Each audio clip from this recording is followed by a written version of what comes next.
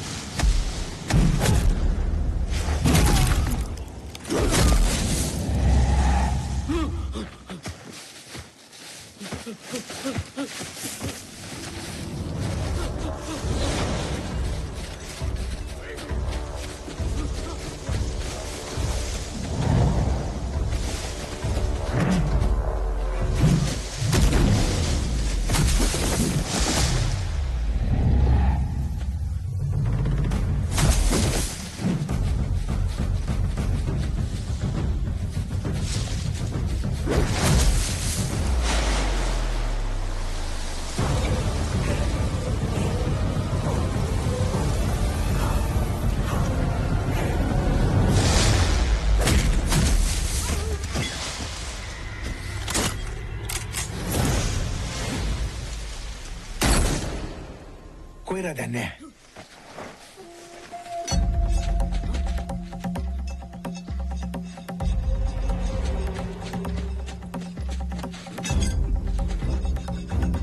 Vinay కోయిరా. Vinay కోయిరా.